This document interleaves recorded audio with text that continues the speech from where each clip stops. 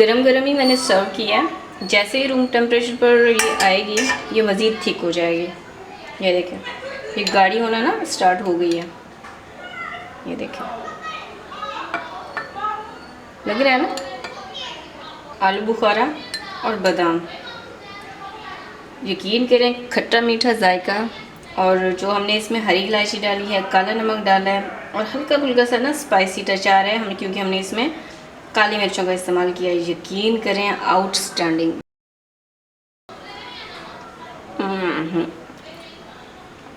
लाजवाब। तो तैयार है हमारी बहुत ही ज़बरदस्त किस्म की, बहुत ही मज़ेदार और यमी आलू बुखारे की चटनी। सब्सक्राइब करें ice and spice YouTube channel को, साथ में घंटी का बटन प्रेस करके ऑल पे क्लिक करें और पाएँ डेली अपडेट। तो जी बिस्मिल्लाह करके रेसिपी को बनाना स्टार्ट करते हैं। यहाँ पर मैंने लिए हैं आलू बुखारे। मैंने यहाँ पर 2 जो है आलू बुखारे के पैकेट्स लिए थे। एक पैकेट 500 ग्राम का था, ठीक है।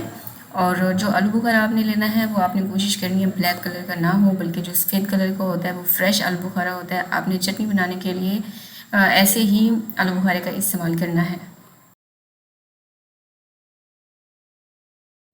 ये देखें, जो फ्रेश आलू बुखारा होता है ना, उसकी शक्ल कुछ इस तरह से होती है, गोल्डन कलर की, और बहुत ही शाइनी से होते हैं। इससे जब आप चटनी बनाएंगी, आपकी चटनी जो है वो बहुत ही क्वालिटी वाइज बनकर तैयार होगी, और आपकी जो चटनी की शेल्फ़ लाइफ होगी ना, वो भी लॉन्ग लास्टिंग होगी, जल्दी आपकी चटनी ख़राब नहीं होगी, ठीक है।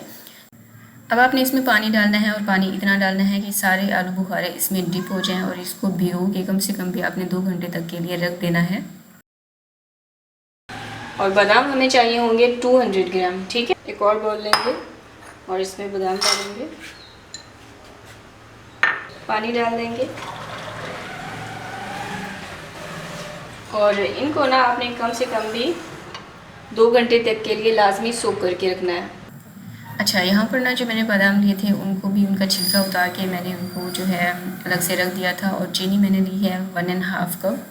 पानी हमें चाहिए होगा 1 लीटर। और जो है तैयारी हमारी सारी डन हो चुकी है। अब बढ़ते हैं अपने नेक्स्ट प्रोसेस की तरफ, लेकिन उससे पहले मैं आपको आलू बुखारा दिखा देती हूँ। ये देखें, 2 घंटे के बाद ना इस तरह से हो जाएगा।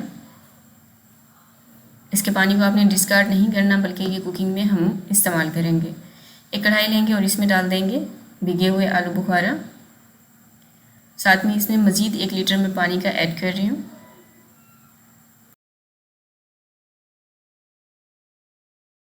तो इसी तरह से बिल्कुल हल्की आंच पर मैं इसको पकने दूंगी।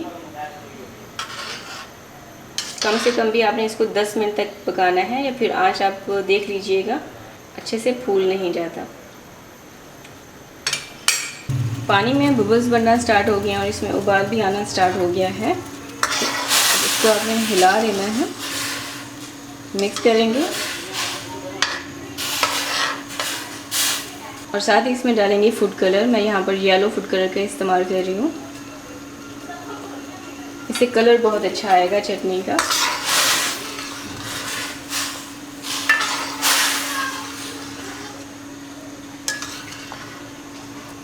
चीनी इसमें डाल देंगे 250 ग्राम मैंने यहाँ पर ली है, और अगर आप कप में मेजर करें तो ये 1.5 कप की जितनी होगी, इसमें डाल देंगे।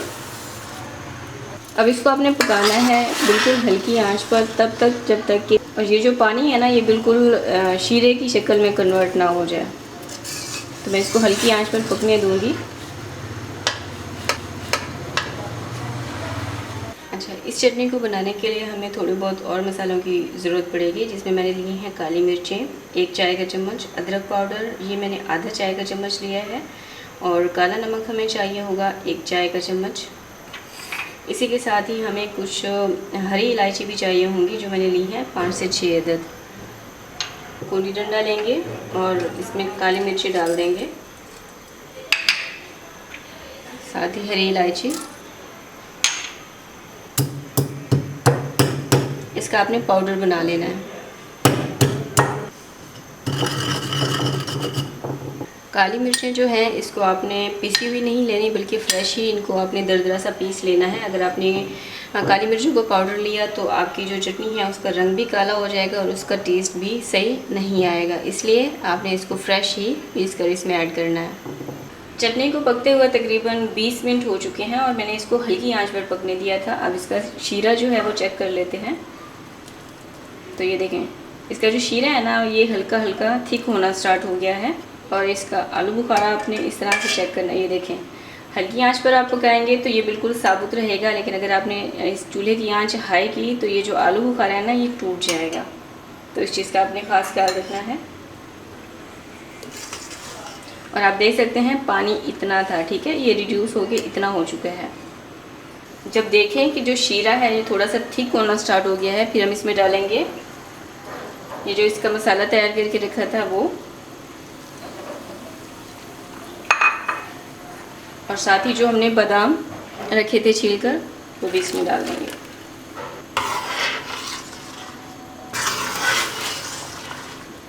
खुशबू बहुत लाजवाब आ रही है, बहुत ही यमी ये चटनी बनकर तैयार होती है। ये देखें, इसमें ना तार बनना स्टार्ट हो गई है। बस 5-1 मिनट हम इसको मज़ीद पकाएंगे। शीरा इसका इस तरह से रनी हो तो आपने चूल्हे की आंच बंद कर देनी है, क्योंकि अगर आपने थोड़ा सा भी इसको मज़ीद पकाया ना तो ये बिल्कुल ठंडा होने के बाद थिक हो जाएगा। जिस तरह से जैम होता है ना उसी तरह से ये चटनी हो जाएगी, जो कि हमें उस तरह से बिल्कुल भी, जो कि जैम कंसिस्टेंसी तो हमें बिल्कुल नहीं चाहिए, ठीक है। तो इतना ही आपने रखना है।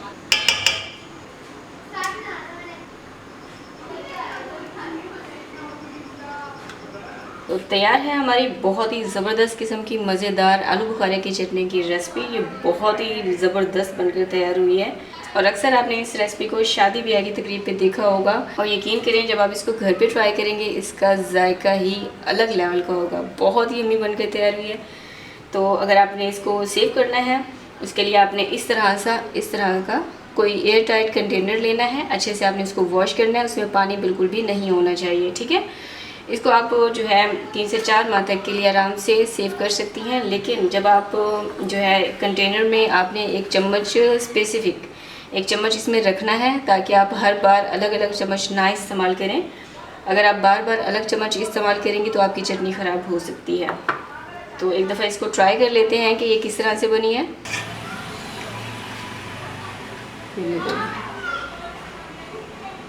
ये गरम गरम ही मैंने सर्व किया है। जैसे ही रूम टेम्परेचर पर ये आएगी ये मज़ीद थिक हो जाएगी। ये देखें, ये गाढ़ी होना ना स्टार्ट हो गई है।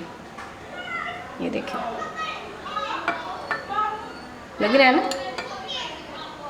तो आलू बुखारा और बादाम, यकीन करें खट्टा मीठा जायका, और जो हमने इसमें हरी इलायची डाली है, काला नमक डाला है, और हल्का फुल्का सा ना स्पाइसी टच आ रहा है हम, क्योंकि हमने इसमें काली मिर्चों का इस्तेमाल किया है। यकीन करें आउटस्टैंडिंग, बहुत लाजवाब इसका जायका आ रहा है। तो आप भी ज़रूर बनाएं इस रेसिपी को। उम्मीद करती हूँ आपने वीडियो को लाइक कर दिया होगा। लाजवाब।